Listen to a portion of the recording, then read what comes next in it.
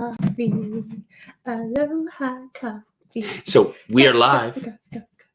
Happy Second cup of coffee. Happy Monday. We are here. Monday. This is Jason. This is really. This is Peely with coffee in her mouth. It is second cup of coffee. Let's get this moving.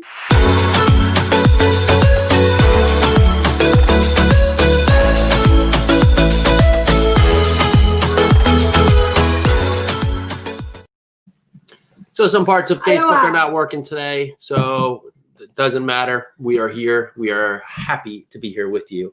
Yes. And it's Monday. Hope everyone had a super Father's Day. It was an awesome weekend. We had a ton of fun. We did lots of hiking on Saturday. Harriman State Park. So fun. Up in New York. It was actually like an hour from where we are in New Jersey, so it was an easy ride. Got up there, thought we saw this one spot where there's 1 million people, but our friends, basically Sunny had said, Sunny and Sun Marie, and Sunny and Summer had said, go to this one spot. So we drove another 10 minutes at the despair of the kids. That was almost the end of it for the 3 kiddos. But in that fact, we drove another 10 minutes and we literally parked where there's like 5 or 6 cars, but got out into this trail, didn't see a person. We saw some deer, but didn't see a person. And it was a great trail. Chipmunks, which Peely's and yes. Okay. So yes, there was other stuff living out there. Of course, we were in their domain. However, it was super great. Kids had a great time because they were out there just to see them explore, right? And that's just part of life, just getting out there, exploring what was out there. I remember doing that as a kid. It was just so much fun. It was fun because I think most of the time Lily, our 3-year-old, she took charge of the entire hike. As soon as she figured out, if I follow this path, it's green here, it's brown here, I can just lead the path. So she would be leading us into the unknown. Luke would just wander off on his own, and Leo just did not want to be carried. Not at all. Didn't want to be carried. I wonder where our children get this from. Well, he has his main focus is find the obstacle and don't go around it, go over it. So if there's a rock that you can easily walk around, he's going to decide, I'm just going to have to climb over this rock and figure that out. And we will just wait for him at that point. And then as it goes, but we got out there. Yeah, it was a great trip. But hope everyone had a great Father's Day. Yes. And I want to thank my beautiful wife and her family. Just always make it a special day. And although it's, so I got a mug with kids' fingerprints and just seeing her little paws on that. I mean, that just has to make you happy. So what did we learn? What was our weekend recap? We had some hiking. We had a great day with family. It was good to connect back with family. We hadn't been out in front of family in some time. So having everybody together, the kids had a blast. We jumped in the pool. It was hot. And it was just, I mean, those are what the moments are about, right? We do all this, we work, we provide, we do everything we can just so we can all be together. And sometimes when you think about those moments, that's what's most important. Well, we got some awesome moms watching right now. So I'm going to dive into a little bit of mom stuff. My sister-in-law is pregnant. Congratulations to her. And I haven't been able to talk to her basically this whole time, or see her to talk to her this entire time. So we sat down and we finally got to talking, and she was talking about like all the things that she's gone through in the pregnancy and how like some people who have talked to her have scared her. I was like, okay, talk to those people. Those people probably have valid like stories and stuff, and then come talk to me. Because, for all my mamas out there, we have horror stories, of course, but we have those stories that and we want to uplift each other. So she was talking about, that drink we have to take to do the glucose test. She was like, someone told me this was going to be the worst thing in the world, and it was going to be so hard. I was like, pregnancy in general is hard. Giving birth is hard.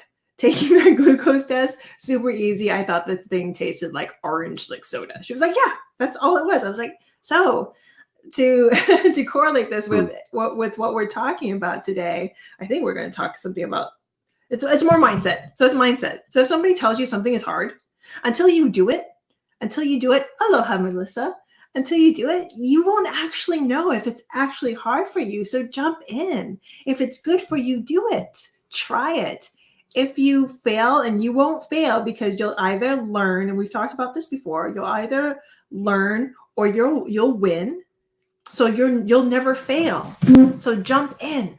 So, I had the same response in regards to the news, right? I wish we could just get back to normal and stop having the news scare us. But if your day is dictated by the news, you're not going to get back to what you want to get back to, right? Because remember, the news, they make money on ads. So the more they can shock you into some kind of point here, you got to just be careful. You can't just say, okay, I'm going to have my day set up on it. No, make your day. Make your day, push forward, be the one who's now providing and implementing change. And if, I think the topic of the day is that right now you're one decision away from really just altering your life, right? So we can decide right now, I'm going to do things different. It's going to set up. I had a nice person reach out to me about, just my workout, just how much I work out, and how do I make this part of my routine. Or I think the question was basically is that stop starting, right? Like I'm trying to, get in shape and I'm not motivated. Well, motivation. So you get inspired by something that leads you to be motivated for the time, but that all comes and goes. So inspiration, motivation, who cares? You don't need that. You don't need that at all. You just need to set up a process where you do it daily and you do it part of your life and part of your routine. I'm going to disagree. Inspiration and motivation is very, very important, but it's not something that you can build a lasting relationship on, i.e. building a relationship with yourself and your health. Yes, you can get inspired. Yes, you can talk, you can listen to us all day, just talk about how amazing being fit it feels and how you should jump in and do all these things and you have the right mindset. But if you don't take that action, that next step, then what Jason says is totally correct. It doesn't matter. It doesn't matter who inspires you. I'll take that back and I'll rephrase it. If you are constantly looking for an external force to bring you into what you need to do, well, that's not going to get you there. If you need something that's going to inspire you to keep you motivated to do some activity, that is going to be a constant stop-start and a constant failure. You have to build that in yourself to be something that you do within repetition, right? So if you want to eat better or be better, then be better. Be better. I'm going to say it's not going to come up on our screen right now, but Melissa O'Sullivan, I went to high school with this lovely, lovely woman. She says, yes, doing the actions creates consistency. Doing the actions creates consistency. Thank you, Melissa. The failure in most diets, most workouts is that we go from like, I want to catch up, right? So I'm out of shape. So today I'm going to go do the massive mega workout, the biggest workout I've ever done, probably bigger than I've ever done, because I need to catch up on my workout. And so ultimately, if I do that today, I'm going to go out there and wear 7 layers, put on ankle weights and crush a 3,000 foot, hike. And then on that point, you just get outside and you're just like, I'm tired already. Yeah. But you haven't done anything for months, weeks, whatever it was. And now you're just overstating the point. And it was like 20 years ago, I actually used to personal train people. And it was just something I randomly did and just started doing. But the thing that I saw that was results, I see other personal trainers that would go in there and just literally beat the hell out of people. Literally, like to the point, like, I'm going to crush this person. And there's a certain person that wants that. But if it's a lady in her 40s who just wants to get in shape, the point of just pushing that person to exertion past anything where they're going to be sore for a week, that's not what they want in their life. They want something they can learn to do consistently. And that's with any of us. That's with our diets, that's with our sleep patterns, that's with our workouts, that's with our business. We want to find something that's part of life that we can keep as really just part of our life. So build upon it. Don't just, it's like, if we want to correlate this to business, it's like, imagine if you came up and you got $500,000. Yes. You want to go to the bathroom? Okay, you can go to the bathroom. I'll hold this and you go to the bathroom. We are protecting the learning devices. I'm protecting the device. Yes. So back to business. So you get amount of money and you're like, okay, I'm gonna go big. I'm gonna invest this, and you take all that money and you invest it in one stock and you go all out. Is that the smart thing to do? No, you diversify. You start slowly. You learn. You do your due diligence. You don't just jump in balls to the wall and just like go crazy, because that never works. At least it doesn't for us. And I've seen so many people crash and burn that way. What you do is you start slow and you keep on going. Oh, are you done? And so here you go. I kept it safe. Did I keep it safe? You did. You did a great job. Thank you. You did a great job being the guardian of the devices. Good. I love you. So our cousin, he actually works in the casino, and maybe he's a different role now, but he was a black dealer, and he would say that monthly he would see people come in and try and basically get the rent, right? And there's this monumental moment where, and that's just a horrible position to be in. And on that point, but lots of times we treat our decisions on that effect. We actually have to go in there, and because we potentially have had bad luck or not made great decisions, and we have to course correct by taking a Hail Mary and seeing if that Hail Mary will provide us with a potential 1% result.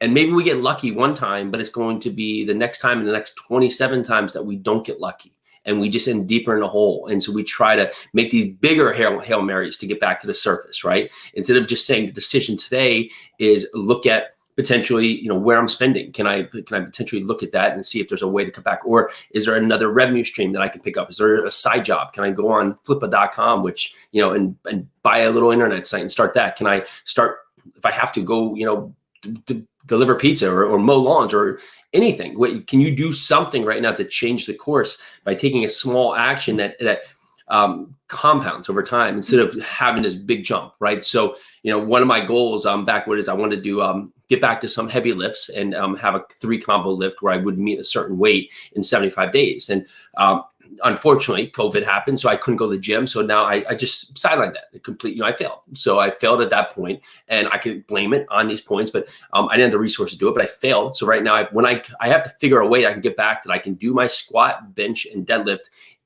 exercises to meet the weight I want. And that's a challenge I'm going to do somehow.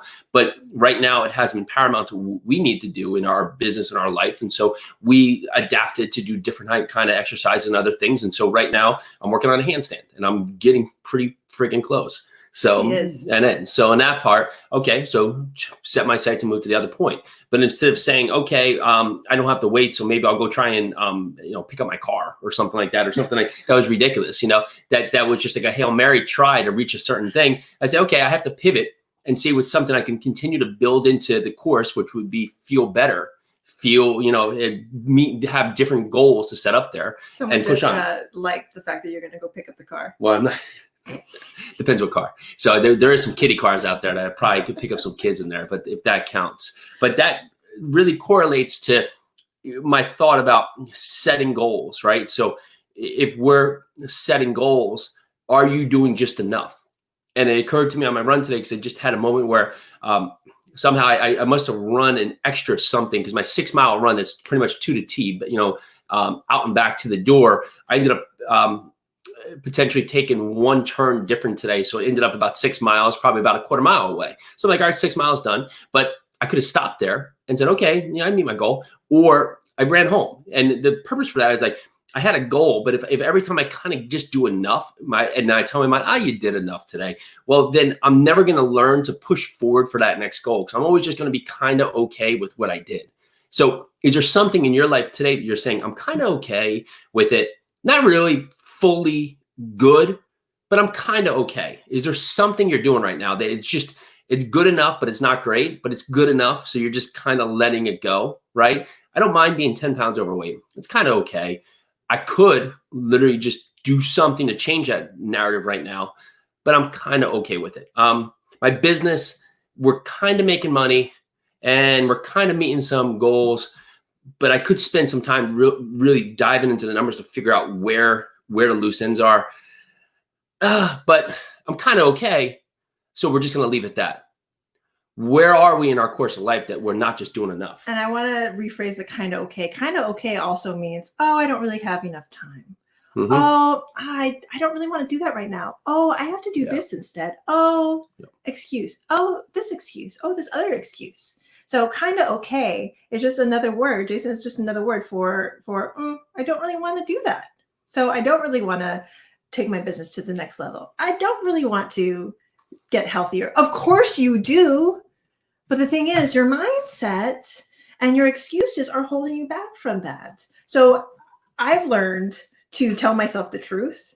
If I don't feel like doing something, like I don't always feel like waking up and doing 72 push-ups and going for a run. Jason knows this. He's just like, feeling get out of bed. And I don't feel like it all the time. Or like if I'm awake with the kids all night, I don't feel like it. But I tell myself that I don't feel like doing the push-ups. And then my brain reacts and it's like, wait a minute, you made a commitment to that, Peely.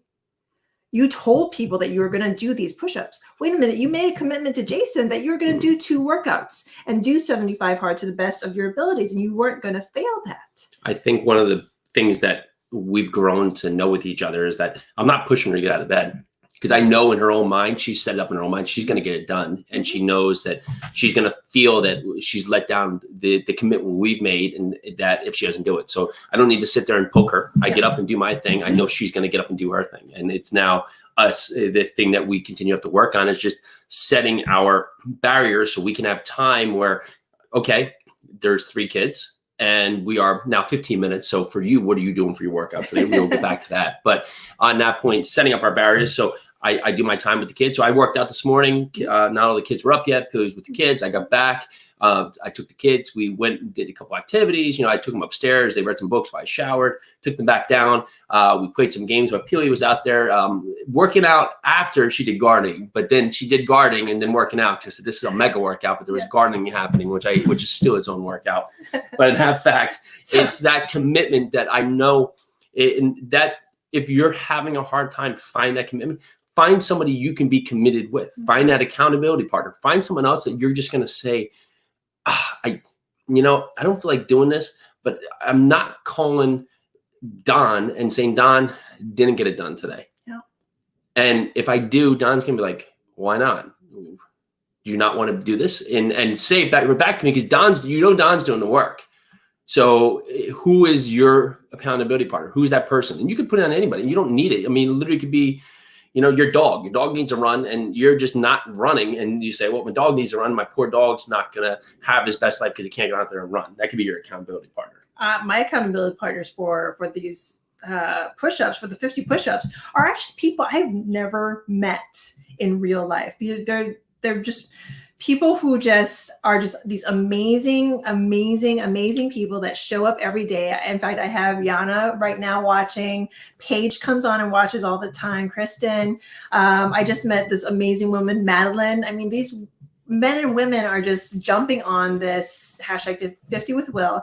And also Bill Allen has put out another challenge in support of veterans, which is 22 push-ups. So total of 72 push-ups. And I don't want to tell Bill or all these amazing people that I've met. Yeah, I haven't met them before, but they're so invested and they're so committed that I want to be of that same mindset. So today, my workout, I was just like, I woke up and I was just like, I actually do not want to do this. But I was like, I'm going to put my gym clothes on.